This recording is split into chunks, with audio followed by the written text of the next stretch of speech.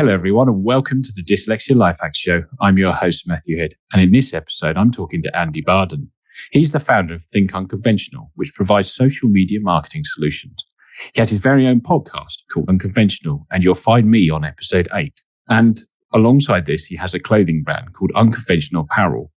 All of this has been inspired by his autistic son, Jacob. Before he took his route down the unconventional journey, he has a background in sales. I'll put links to his marketing firm, the podcast, and the apparel in the show notes, which will be available at dyslexialifehacks.com/podcast. Welcome to the show, Andy. Thank you, Matt. Very, very pleased to be here. It's actually nice to be on this side of the mic for a change. It's more relaxing. It's more relaxing. Yes. It is certainly different after you've done a lot of podcasts yourself that you're like, hey, I don't have to think about where this goes. You can just chill out and listen to what I have to ask you. So I was having a dig through your profile and realized you have a BTEC in product design, and then you went into sales. Now, I also have a BTEC in engineering, but product design to sales doesn't necessarily feel like a natural leap in my mind.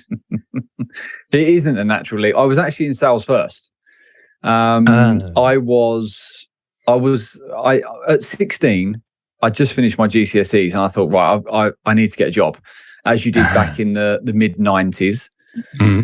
And I wrote letters to all of the retail outlets on the local business park. And one of them was Comet. And I don't know if you remember, but Seaboard was that, because you're a bit younger than me. So Seaboard was one of them, which ultimately then got the unit got taken over by Currys. And then next to Seaboard was Alders. Alders was like a big department store, like a House of Fraser back in the day. Yeah. I'm really showing my age. And the Comet was the only one that said, yes, come in and have a chat. So obviously I'm 16 at the time, went in. And to me, it was just a little part-time job, Saturdays and evenings, just to sort of get a few quid in. And I went in, and it was the shortest interview still to date that I've ever had. Right. And it was, it was 5 minutes, a few questions. Yep, fine. There was 4 of us that started, all as Christmas temps. And they said, right, next Wednesday, come and start. Gave me a bit of uniform. I forget what it was back then. I think it might have been just a red T-shirt. And I had some trousers, some school trousers. And I got there on that day. They gave me a pad and a pen. And literally, they might as well have kicked me onto the shop floor. It was like, right, there you go. And I really was a rabbit in headlights. It was insane. But I did it. I did that. That was in the September. Christmas in those days in electrical retail was like Glastonbury. It was the shop was insane. You couldn't move down the aisles for people that wanted the stereo or the TV or whatever else they wanted. Whereas now, obviously, Comet isn't even there anymore because it got so bad. Yes. But I found I got accepted in January as a permanent, and I was doing a sixth form in art at my school, which then led into the 2 years, the BTEC National Diploma. And I always had a flair for design. I always loved drawing, and that was the route that I felt I always wanted to take as a kid. But I also found that I really enjoyed sales and I was making good money from it. And then when I left college at 19, as you do, you think to yourself, right, I'll do a few more hours just to get a few quid coming in. Well, a few months of that turned into a year. And by then I was earning too much money to not do it.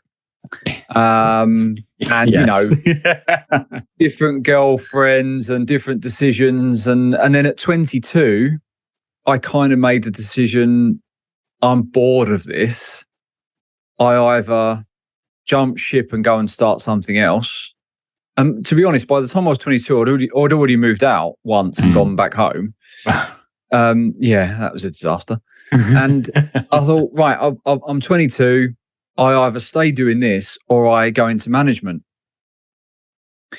So that then became that next challenge was, okay, I want to go into management. At 22, I became a manager, and I was a manager in retail until I was 31. So the leap, it wasn't a natural shift. I think art and design was very much a hobby and something I just enjoyed. But the reality was there was just too much money in sales for me to walk away from. Yes. Like all good 20-year-olds. How much? Yeah. Yes, I'll do that. Yeah. Yeah. It's you get that kind of inertia as well, don't you? You're in that job, it earns you more and more money, and it takes a big gulp of air and a jump to kind of get out of it, particularly as you start getting older and your cars get flashier, and as you said, you start moving out of home once or twice, and you're like, well, now I want a new other thing. And yeah. Definitely that. So you had stayed in sales pretty much until you've now founded your own business, haven't you? So would that be kind of walking through the sort of 10 years from mid-20s to late 30s?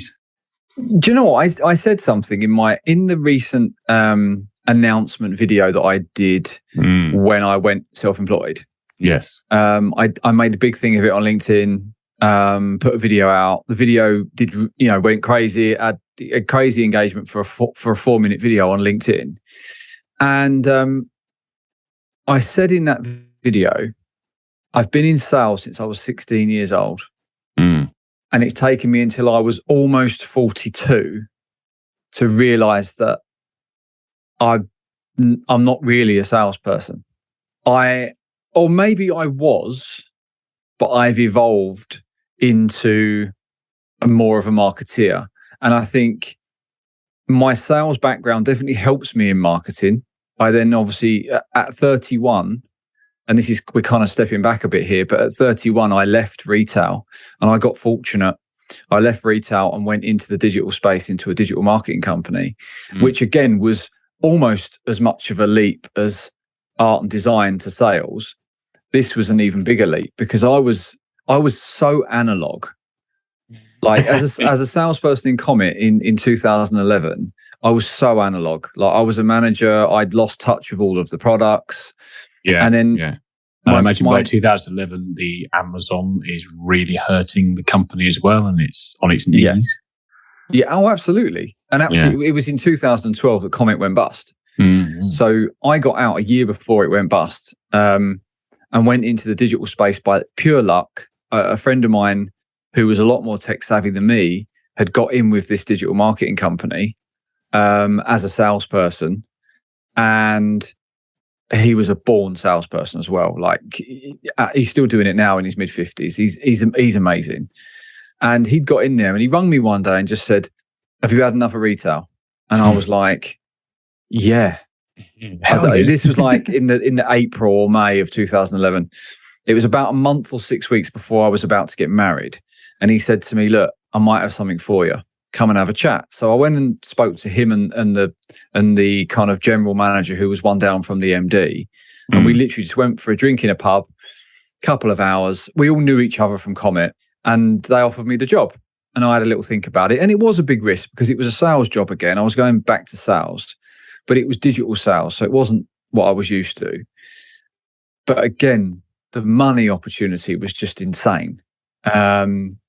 So I said to my then fiance, now wife, if I don't do this now, I'm never going to do it.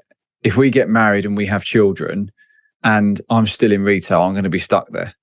Yeah. So we made the decision to make the jump. That,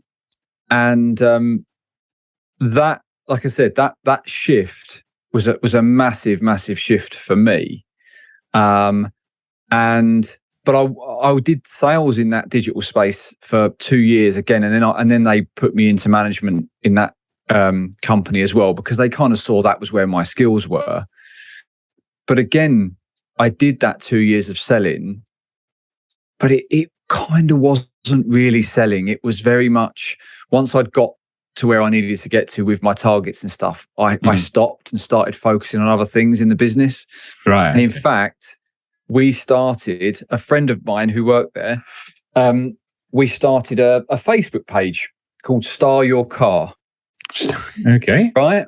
And this was my first venture into, I guess, entrepreneurship.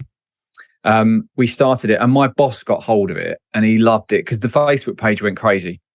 And my boss got hold of it and said, "I'll let you do this in work time, but obviously, if we manage to monetize it, I'm going to take some of the money." And at the time, I was like, "Yep, great, whatever," because it gave me something more to do than just sit there selling email data. Yes. So that was kind of my first venture into entrepreneurship, but I became so obsessed with it that it really did start to dominate my life, if I'm honest. Right. Yeah. But it taught me a lot. It taught me a hell of a lot. And then like I said, 2 years into that job, I went into management, and I only left there. I left there in December last year. Did 3 months of somewhere else, which I think we may have spoke about on my podcast. It's not even on my LinkedIn because I've kind of banished it from my memory. It really didn't work. And then when I came out of that in May, that was it. That was the time for me to go it alone. I found the same, actually. I had quite a long career as a truck mechanic, particularly for Volvo trucks. But before I completely pulled the trigger to go to uni, I'd applied for it, but I went and took a job for Mercedes-Benz, actually, to see if a change was as good as a rest, as the saying goes. And it's like, no, this is definitely not what I want to do. Yeah. That completely eradicated anything in my mind that might have hung on to that. Yeah. No, this is not for me. And then the offers come through, and I was like, right, see ya. Yeah. Sometimes you do need to do something almost to answer a question. You do, I think. Sometimes it's just to get you almost know the answer, don't you? But there's that final 2 to 3% that just needs to satisfy that annoying thing that sits in the back of your mind. Yeah. So seeing as we're obviously on a podcast about dyslexia, I know you're not dyslexic because we talked about it in your podcast, but what I wanted to do before we get into Think Unconventional and Jacob's story is understand what your kind of experience in neurodiversity is throughout your life. Is there any particular points you're like, hang on, why these people around me think a bit differently? Or have you bumped into some dyslexics during your sort of, like, particularly your younger sales days? You might have seen a few people from college who were struggling. I definitely saw people struggling, definitely in retail. I think in retail, people have this perception of retail that it's like the dregs of society, and that people that work in retail only work in retail because they couldn't get another job. And the reality is, working in retail is really hard. Yes. Dealing with the public is really hard. It's high pressure. Maybe yes. The mental element of it is that when you finish your shift, you go home, you probably don't think about work. Whereas doing what I do, certainly, I think about things 24/7. Yes. But when you're in those four walls, and you're in those four walls for a lot of hours, and unsociable hours as well, a lot of the time in retail, depending on where you work, it's very, very tough, and it isn't for everyone. But I did see people that were fantastic salespeople, but that struggled to even write a sentence. They would, back in the day where it was pen and paper. I remember people that would go up to the guys at the service desk, or go up to the guys at the tills, and they'd say, "Oh, run this deal through for me," sort of thing. Because in Comet, you could build up some quite nice deals, £1,000, £2,000 deals, and obviously we were all on commission. And they'd walk up to the girls at the counter, and they'd say, "Oh, run this through for me. Go on." A little bit of a wink, and the girl behind the counter would say, "You got your slip? You got it written down?" And they'd say, "Oh no. Oh, can't you just do it for me? Go on. There's the," and they'd take the ticket off the product, which meant that anyone else then looking at that product didn't know how much it was, which as a manager was a real pet peeve of mine. Yeah, I can see that. But I knew why they were doing it. Is because they just simply didn't feel comfortable doing what many of us see as a basic thing of writing information down. Yes. In terms of a lot of the things that I witnessed probably in my earlier management career, and this comes back to things that I talk about on my podcast all the time, is I never really associated a lot of the behaviors that I saw and witnessed, not only in other people, but even in myself. Mm-hmm. I never associated those behaviors with neurodiversity or autism or ADHD because I didn't understand those things, those labels. And it was only until Jake came into our lives that you start really kind of trying to understand, okay. And then what happens is when you live in that world because of a direct impact on your own life, then you start seeing it in everyone else. And obviously 10, 12, 15 years ago when I was in retail, you didn't have the LinkedIn and the social media influences that you have now educating you on it. No. And did any company you work for really, but did you get any particular training as a manager on it? Or I would imagine back then. I was just going to think, like, there's no way. It makes me laugh. You say that. We used to do a thing, and I can say this now because it doesn't exist. Yeah, there used to be a thing in Comet called Your Opinion Counts, and I'm sure most retailers did it, and I'm sure lots of retailers still do it. Yeah. And I openly heard managers laughing and joking with each other, saying, "Oh yeah, your opinion counts." More like your opinion counts for all.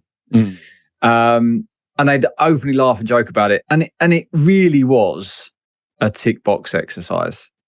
It was a tick box to make people think that something was going to change when the reality is it was never going to change, because there was so much agenda, as there is in so many businesses now, and the agendas are set by the top. And unless the MD or the CEO of a company, in my opinion, has autism or ADHD or someone in there, or dyslexia, or someone in their immediate family does, and they live in that world, they're just not going to be open to the possibility that alternative thinkers can actually impact their business in a positive way. Yeah, I think it's a lot of that, which is where the sort of social media traction it's getting now is really coming into its own, I think. And it is good it's changing, but as you say, like, your opinion doesn't mean anything. Yeah, it's a shame that ultimately, I know it's at a smaller level, but that kind of thinking was probably the death of the company when it's like they see this online bookstore as it started with. Okay, well, what's that going to do? And then fast forward a few years later and they're going out of business because they can't respond to it quick enough. There's a sort of steering a oil tanker. Yeah, it was that. And obviously we were in direct competition with the DSG group, which is Currys, Dixons and PC World. Obviously a lot of the Currys and PC World stores have now combined, but they were always going to win that race because they just simply had more buying power. And actually what the death of Comet was because all of the brands that they used to stock, they literally just one day turned around and went, "There's no more credit line." When that happened, it was like, "Well, we can't trade. We can't trade without a credit line," because they weren't making a profit; they were making a loss. They'd been making a loss probably for the 2 or 3 years previous, from what I remember. Don't quote me completely on that, but that's from what I remember. So that was game over. And Currys are still there, but I do question how long big companies like that have got the overheads that they have can survive in a world dominated by online. Yes, it surprised me actually that some of them big retailers like that survived COVID, to be honest, because we all got so used to it. Sped up the online marketplace dramatically that we couldn't do anything outside of home. So obviously during this time at being sales for retailers, you mentioned your fiance earlier, that then become your wife, you have children, and Jacob comes along. And I've got in my notes at 2 years old, you guys noticed something different about Jacob. We did. And it certainly wasn't anything that caused us stress in the sense that he was troublesome, but we were just looking at certain behaviours because he was such a content child. Yeah. Like, I mean, it was our first child. So literally when you have your first child, no matter how content they are, you think that they're really hard work. Yes. And it wasn't until my youngest son came along 3 years later that we realised what hard work really is. I'm still realising that now at 6.5. I see. He's a handful, to say the least. But it was just certain behaviours. And my mother-in-law, when she worked in a centre that supported children with additional needs, and she recognised a lot of the sort of signs in Jake, probably more so than we did, because she was kind of surrounded by them on a day-to-day basis. So she booked us into a private occupational therapist when he was kind of, I don't know, 2.5. And we spent most of the day with this woman, and she kind of ran some tests and did various different things with Jake. And at the end of the day, we sat down and we had a long chat. And she said that Jake was suffering with sensory processing difficulties and definitely auditory processing difficulties. Right. But at that stage, he was far too young for an autism diagnosis. Okay, yes. But that gave us a bit of a leg up in terms of then fast tracking the NHS process. Which is, for anyone listening that knows the NHS process, it's long and it's hard. Right. Now, we went through it, but I think we had a slight advantage because we'd been very fortunate enough to pay for that private session right at the start. So we had those referral letters from that private occupational therapist.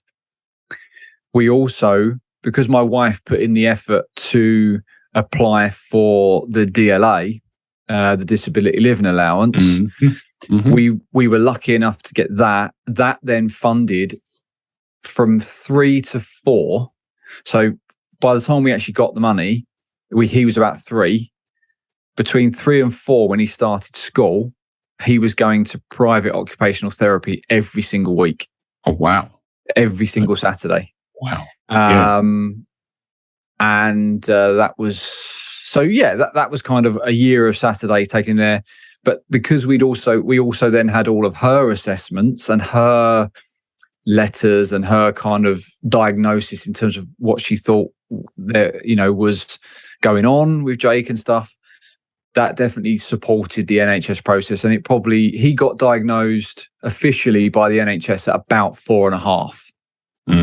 Okay. But he'd started school by this point, and he had an educational healthcare plan in place at that point as well.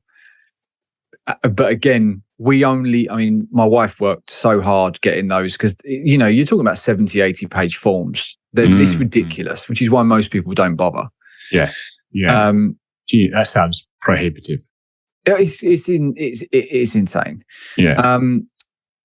But the reason that we got the EHCP before we got the NHS diagnosis is because we had all of those private notes from all of the different people that we'd invested money in beforehand. The reality is very few people have got the money when they do spot challenges in their children to go private. Yes. We were very lucky that my mother-in-law paid for that initial session, which weren't cheap. You're probably talking about 500-600 quid. We were also that then led us to be able to get the DLA because we had that initial report. And then the DLA paid 70% of the private occupational therapy for the next 12 months. And we then topped it up. So that initial private assessment was the catalyst for everything, really. And I must admit, for all of the people going through the NHS route and finding it extremely frustrating long-winded and feel like it's a never-ending path. If there is any way that they can find the money to do just one private assessment with a private occupational therapist, it definitely helped us. Definitely helped us. It's really interesting because, I've interviewed a lot of people on this podcast now, and quite a lot of them have mentioned actually about having really supportive parents when they're younger. If they get picked up when they're younger, apart like maybe quite a lot of dyslexics get picked up when they get into college or university age, so it's a slightly different sort of ball game at that point. It's really interesting hearing it from that sort of side of the coin with what the parents have to do, where some people I've spoken to have been very fortunate, have super supportive parents, and the means to make it happen. So £500 is not an insignificant amount of money when you're a fairly new parent and got a young family and in the middle stage of your career. Yeah. But like what I'm reading from what you're saying is that actually it sped the process up and gave you a bit more mandate to push it harder, I'd imagine. Do you know what, Matt? It also gave us answers, because my wife, she had she'd been kind of second guessing herself for months prior to us seeing the initial occupational therapist, and that drives a new mum insane, because you've got no benchmark of anything because it's your only child. Yes, of course. Yes. So for me, that money wasn't just about speeding up the NHS process. That money was about putting her mind at rest that she wasn't going mad, and that she wasn't spotting things or worrying about things that weren't there. Yes, because I hadn't thought of it from that point of view, that you got no benchmark, and you're like, well, hang on, my child is responding differently to what everybody's told me they're supposed to do. Is it? And imagine your wife is thinking, is it her? Have you guys done something wrong with how you've raised them from a young age? So, yeah, imagine the weight got lifted pretty quickly. It did. It was an emotional kind of dump, to be honest, because she just broke down. The minute the woman said about the sensory and the auditory, and that very often does suggest autism, but obviously it's too early. She just broke down, and it wasn't a breakdown as in, oh my God, my son's not normal. It was a breakdown of, thank God I now know that I'm not crazy. So it was a relief. Yeah. And how did you feel? Relief as well, or were you consoling your wife mostly? Nah, to be honest, I think she's quite tough, my wife. Right. And she had her moment, and then she kind of regrouped herself, and then she wanted to ask questions. Okay. For me, I was just, because obviously where I was working, and back then there was obviously it was long before COVID, so none of us were working from home. So I was out of the house five long days a week. Yeah. So there was so much of what she was seeing daily that I didn't see. Yes, I saw bits and pieces, but for a mum, for a new mum where their whole world is their child, it's so different than it is for the dad who's working 5 days a week, because the dad just comes home and just wants the good stuff, just wants the weekends and just wants to do bath time and stuff like that. You can never underestimate the resilience of stay-at-home parents bringing up young children when the other half's at work, whether it's a man or a woman. That is the toughest job. Like, I went to work for a break. Like, work's a holiday camp compared to bringing up children. Fact. So, regardless of what you do, work is a holiday camp compared to bringing up kids. So I didn't see it as clearly as she did. So for me, it was more, my relief was more that that weight had been lifted off her shoulders. Yes. Because I didn't like the fact that she was constantly torturing herself about, about the whole situation. Yes. Most definitely. And imagine then you can start looking at, because you've got this private assessment and you've got a gap until really you can start taking for autism because of their age, but you can already start implementing strategies and other things to make it work better for Jacob. Yes. I mean, one of the things that we distanced ourselves from certain social groups. Okay. Interesting. Because, some of my oldest friends who we are still friends with, and we can come on to that in terms of how Jake's evolved over the last 8 years since that initial diagnosis, because obviously he's 10 now. But we distanced ourselves from people that we used to see quite a lot, because Jake in those surroundings, it was just too much stress for him. Yep. And with him under stress meant that we were under stress. And with all the best will in the world, like we said right at the start, when you're not in that world, you don't get it. Yes. You just don't get it. And even if people say, oh, it's okay if he's screaming and it's okay if this and he's okay. Yeah, okay. I know you're just saying that, but you know what? We're not comfortable with it. And it strained a few relationships for a while. We kind of lost touch with a few people.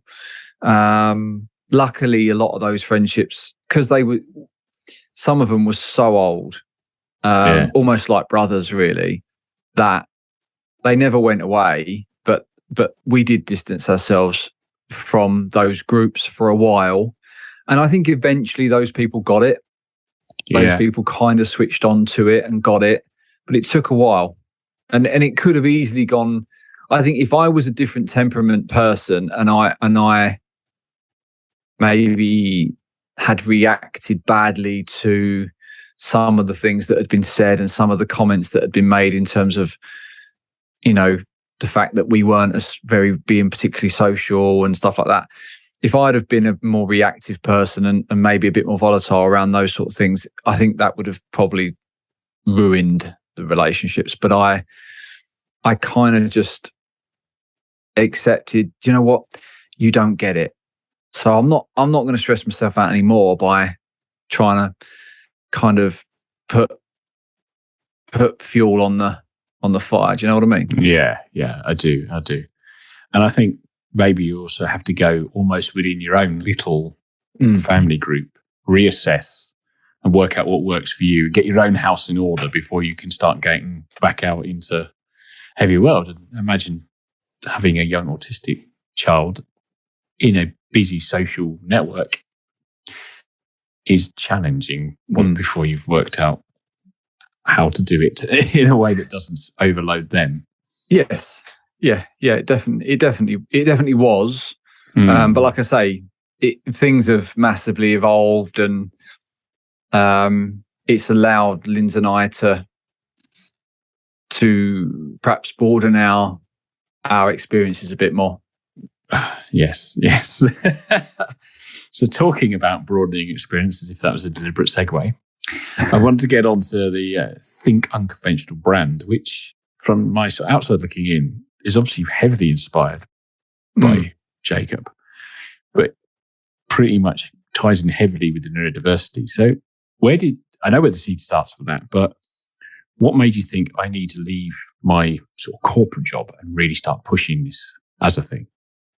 Well, the Unconventional brand, I guess for clarity, the Unconventional brand started with unconventional apparel. Mm-hmm. And even before we launched Unconventional Apparel, probably a year or so previous to that, I'd created this alias called the Unconventional Boss. When and that's when I first came onto LinkedIn. Okay. So in 2019, when I first came on, I was kind of sharing management and leadership stories and what we should and shouldn't be doing, and my take on modern day leadership, which was in a lot of people's eyes quite unorthodox and quite unconventional. And a lot of that was stemmed from the fact that I'd been exposed to this neurodiverse world. And basically, I was a lot more open to different ways of thinking than perhaps a lot of my colleagues and fellow managers were, who were sort of quite one-dimensional. And that word, unconventional, it just stuck. It was like, unconventional, that is how we live life. We don't go about life in a conventional way. I certainly don't manage and lead in a conventional way. So then Unconventional Boss was like an alias that I brought to LinkedIn, and a lot of people kind of started knowing me for that. But then what happened with Unconventional Apparel, probably January 2021, I had some hoodies made. Not these ones. These are actually ones that are in the shop. I just had some random hoodies made. I designed a logo, which is the registered trademark logo that is on a lot of the branding for our stuff now. Yep. And I slapped it on a cheap hoodie, and I had a couple made in red, just from like a cheap place. And they were designed to be used in my video. Any videos I did for social, because back then I did a lot more video than I probably do now. And I did my first video, and then I had like 4 or 5 people message me and say, "Oh, we love the Unconventional hoodie. Where can we buy them from?" And I was like, "Well, you can't. I just had these done for me." So they said, "Oh, can you do us one?" So I kind of went back to the suppliers and said, "Oh, how much for an order of 5?" And they said, "Right, this much." And I charged the people what it was, and sent those out after a few weeks, because it took them a while to get them delivered. And then those 5 people shared them on LinkedIn, and I had like another 20 people message me going, "Where can we get an Unconventional hoodie from?" And I said to my wife, is this a way to start this unconventional kind of brand that we're creating around ourselves? Is this a way to start actually getting it out to a wider net, to create a product around it? And she was on board with it. So we launched, we did the whole build up, and we got stock ordered, and we found a garment that we were really happy with after testing loads of different ones. And we created the new designs and stuff. And we launched on June the 27th last year. And we had loads of people waiting to order their hoodies. And we're talking about £50 hoodies here. We ain't talking about Primark £15 hoodies. And we sold loads and loads. And it was obviously, bear in mind, I was working as well. I was in a full-time, very busy job. Yes. And, we sold a ton of stuff. And obviously the Unconventional Apparel is something that's almost like it's a real passion project of mine. But in December of last year, I decided I'm never going to be able to pay the bills just selling hoodies. It's a great thing to have, and I love the fact that it's a little side project that I've got, and I enjoy doing it. But we're going to have to, for me to ever be able to leave work and corporate life, we have to take the Unconventional brand into something that is more of a service-based model, which actually pays more money. So I started thinking about different things, and at the time, it was a very distant thing. It was like a 5-year plan. But I was bored with my 10-year job in marketing. And I said to my wife, I need a new challenge. And it will either be the best move I've ever made, or it will be a disaster, and it will force me to do my own thing quicker than I want to. And I started that job in February. And by May, I'd been let go. There's your answer. It really was a terrible fit. And I said to my wife, we had a few quid saved. I had a car that was just sitting there doing nothing because I was working from home, which I could cash in on. I said to my wife, I need to do it. If I don't do it now, I will never do it. Yeah. We've got a few quid in the bank. I've got that LinkedIn network to be able to pull on that I spent 3 years building. And for anyone that wants to do it, wants to be more present and build a business on LinkedIn, it's a lot of work. It's a lot of work. Evenings, weekends, lunchtimes. You don't build that following just by showing up once a month and saying happy birthday once a year. So it's a lot of work. So then I'd been thinking about Think Unconventional pretty much since the start of the year, but as a future project. And then I was forced into, right, this isn't 5 years anymore. This is 5 minutes. I announced on LinkedIn on the Thursday that there was going to be a massive announcement on the Monday. And I kept building towards it over the weekend, kept prepping people, kept teasing people. And then on the Monday, early May, that video went out. And obviously it was well received. And actually, two of my clients that I am working with at the moment, they were on board within the first week of that video going out. Don't get me wrong, it's been a lot slower since then. I haven't had 2 clients a week sign on. But I bet that was a good relief for you to, hey, I've got some clients on board, rather than sitting there for like 2-3 weeks sweating, waiting for something to happen. Yeah, it was a relief. And I felt very, very fortunate. But then on the other side, as my wife always says, it's in some ways you're fortunate, but then in others, you'd put 3 years of grafting on that platform. Yeah. While everyone else was sitting watching Netflix and kind of just basically chilling out, you were sitting watching Netflix, commenting on 10, 15, 20 posts a night. Yeah. Building that audience. So you kind of deserve the luck, if you like, because you put the graft in while doing a busy full-time job. Mm-hmm. Yeah, definitely. And it's really interesting. Sometimes we'll talk to other people and like, they seem to come out of nowhere. And then as I researched them, I'm like, nobody ever comes out of nowhere. No, they don't. They don't. So it's really interesting. So you use your experience with Razor Jacob and the unconventional thinking coming into it. One of the things I'm really interested in is social media for the neurodiverse, because it's something I really have a love-hate relationship with it. I guess because it's a lot of tapping out and typing things in, and it's like I lose the threads and all this kind of stuff. But you're clearly quite good at it. So I was kind of thinking, well, how do you get this to work? And how do you find that, say, neurodiverse people interact with social media differently to neurotypical people, I suppose? I think one of the...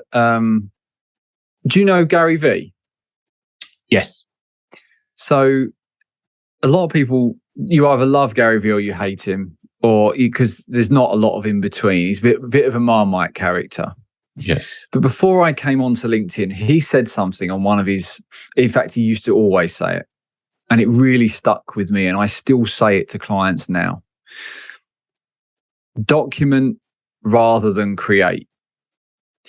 Because when all you do is try and create, that's when you sit in front of a keyboard for half an hour wondering what to write. Right. Okay. When you document your journey, the material is already there. It's already in your head. You're just documenting your story. There's a reason that reality TV, Big Brother, Towie, Made in Chelsea, I could reel off God knows how many reality TV shows. Yeah. Don't get me started on the American ones. There's a reason. No, there's a reason that they are so popular. There's a reason that they are seen now as the most influential people on our screens, on our social media feeds, because people like watching real life. Mm-hmm. And what Gary Vee tapped into very early on was within reason, because he has an entourage following him everywhere he goes. But within reason, it's real life. He's not playing a part. He's not anyone else. He's not acting anything. He has people following him around through the good, the bad, the different conversations that he has. And the reason I like to document my story, and the reason I did a post today about people on my content, they thank me for my honesty. Mm. Like they say to me, it's refreshing how honest you are with your content. Now, to me, I don't see it as that. I don't see that. That's not an agenda that I have. Oh, be overly honest and upfront, and you'll get more engagement. I believe really deeply that the right people will buy into you because it's you. They will buy you well before they buy your product or service. And I strongly believe that the people that have nailed it best on social media, on any platform, have shown that vulnerability. They've talked about the wins and the losses. They've talked about how they got there and all the pitfalls and speed bumps and all the rest of it in the road. And I think the people that I know in the space that are neurodiverse, they tend to do a lot of video. Yeah. Yes. Because they can't always articulate their message in text. And they tend to be very open. Yes. And I really, really do believe we are in an era now where people like that openness and they relate to that openness. Yeah. I must admit, even my journey with this, the more authentic I am to me, the better things seem to work out. Mm. And I have, really interestingly, when I sort of launched the website before the podcast was a thing and just had it as a brand, all the stuff that worked better was always anything that had a picture of me on it rather than anything else. Yeah. So as I'm evolving it as it goes along, but it's really interesting how the engagement changes depending on what I've put out there. Mm. So because I'm a techie geek, I tend to like people who run sort of service business, ask the sort of similar question with if a client turns up and they want your help and they see Think Unconventional, like, these are the people for me. Mm. What are sort of things do you do with them? If you roll in the door and I've got this idea and I want to get it out there, where do you kind of start? Most people come to us because they've got no presence on LinkedIn or social in general. It's not just LinkedIn that we write for. Yes. They know they need one because they understand the power of content marketing, but they don't know where to start, or very often they don't have time. Busy business owners are already busy. And then you say to them, oh, by the way, to really nail LinkedIn, you not only have to create every day, but you've got to spend at least an hour a day, in the early days more than that, in your feed, engaging with your network. It's a lot of hours. And they're like, I haven't got time for that. And I bring it back to when I started in 2019. I was working 9-10 hour days, including travel. And then in the evenings and weekends, I was creating and commenting on people in my feed. That is what it takes. So when people come to us, it's like, I'm not willing to do that, so I will pay you to do it for me. Okay. What we do, though, is there is always a discovery phase with any client. So when you agree to work with someone and you agree to write their content for them, whether it's for them individually or whether it's for their business, because obviously a lot of people want us to write for their corporate pages, because keeping up to date with your business corporate page on social media is absolutely vital in this modern world that we're in. Anyone that neglects their corporate social media pages is really tying their salespeople's hands behind their back. Because if you imagine an outbound sales team going out and either email pitching or phone pitching potential clients, 99% of the time, those clients are going to go away and do their research on you as a business. And very often, they're going to go away and do that research on social media. Yes, of course they are. If what they see on social media doesn't match the expectations set by the salesperson, and and if you haven't posted since 2012, and even that was just a post about your dog, the chances are it's not going to match, then you're probably going to lose that sale. So we write either way, but in that month discovery phase, it is very much about learning and understanding the business like an employee. Because you can't write for people unless you really, really understand and know them. The best clients, like one that I'm working with right now, they have endless material that you can draw from. So they have blogs that they've written. They have a tone of voice document, so you get to really understand how they want to come across. The clients that perhaps are literally coming at this from ground zero, they have nothing. So that first month is about creating that something that we can then craft the next 6 months worth of content out of. So we use that first month to really build a story around them so that we can understand. And each month you evolve. So it's like, okay, what do we want to achieve in month one? Well, actually, month one isn't really just about the content we create for you. That is very much about what you're going to do in your feed to grow your network and get your network knowing who you are and trusting you as someone in their feed that pops up. Then month two, we start talking more about you, your story, your journey, how you're then able to use those experiences to add value to other people. Month three, maybe we then start talking a little bit more aggressively about your service, your product, and how that benefits people, but not all the time because people will get bored of it. So it's kind of using that first month to then map out how the next 3, 6, 12 months are going to look. That's the social media aspect of it. Adessa and I also write web copy for websites. Oh yeah. We both, just in the short time that we've had the business live, we've written 4 complete websites between us. And I really like those jobs, to be honest, because they're quite ad hoc. Yeah. And they make a nice change from the social stuff.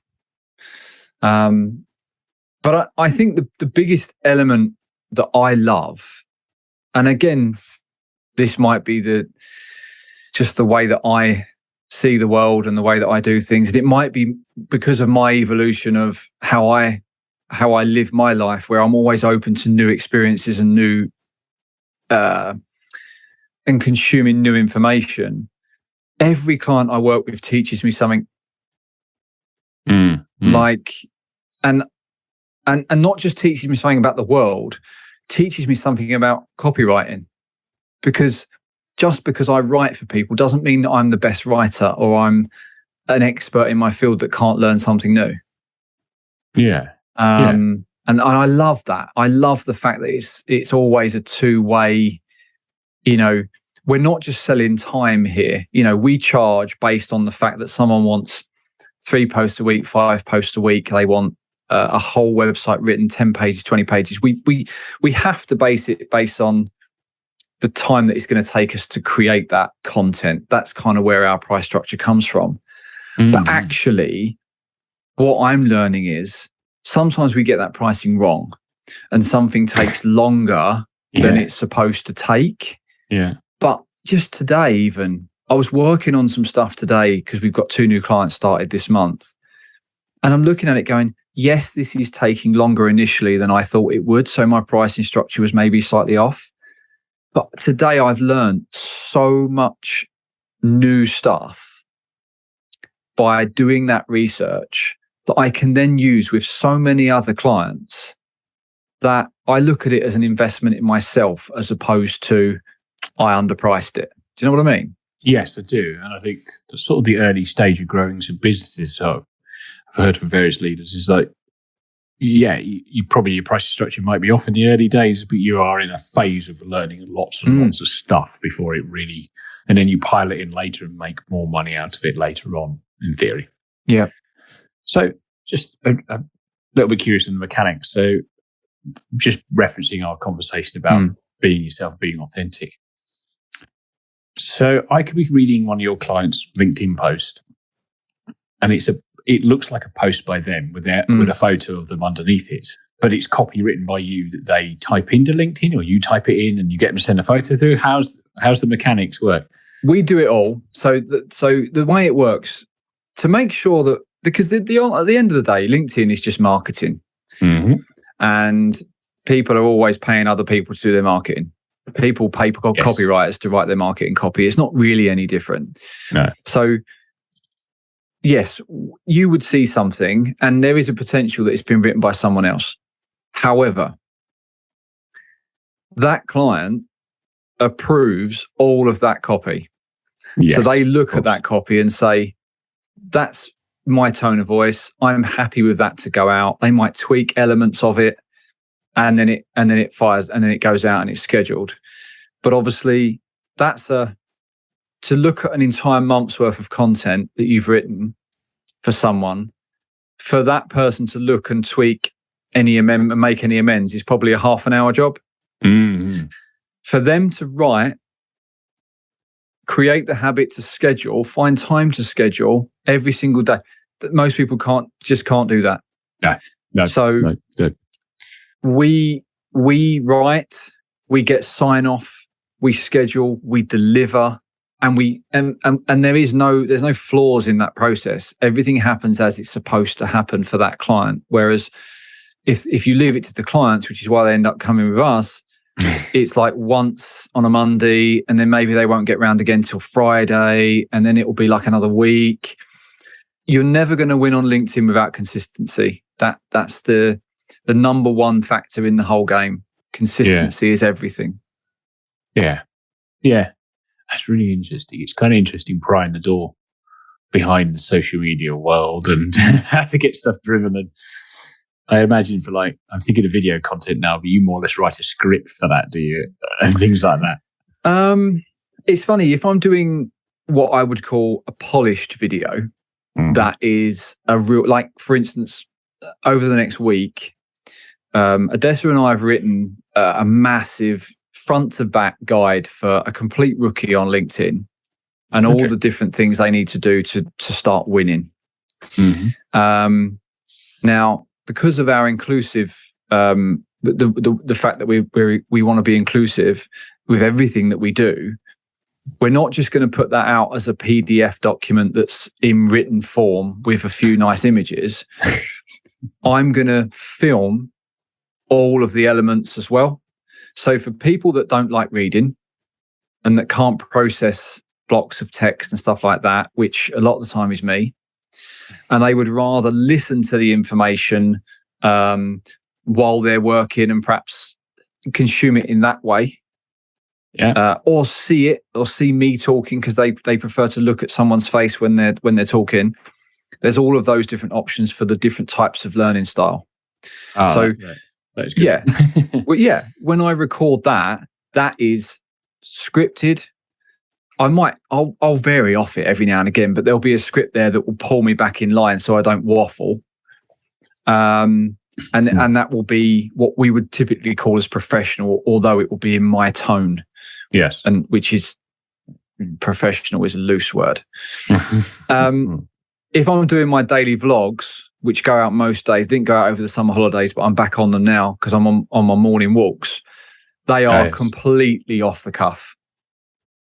So an idea pops in there and it kind of comes out there, and there's a little bit of mumbling, a little bit of waffle, but they normally last about a minute and a half, and then they get delivered at lunchtime on that day. And they're just there's a message in there, and it's literally, it is a vlog. It is a journey of what I'm doing at the moment. Like I said earlier on, the good, the bad, and the ugly, depending on how I'm feeling that day.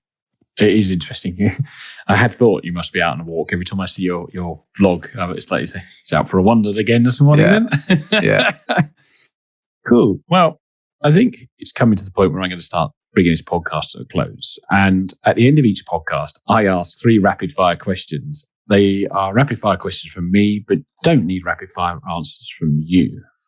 So the first one being, what prejudices did you have about dyslexia that's been proven wrong?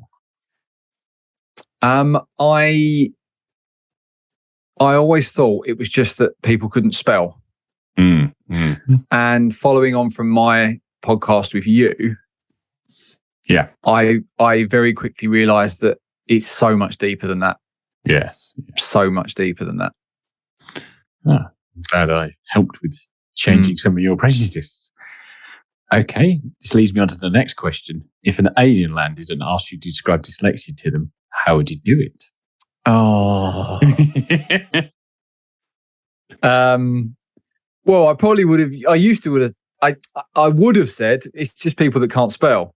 But then I guess now I would probably say it's people. It's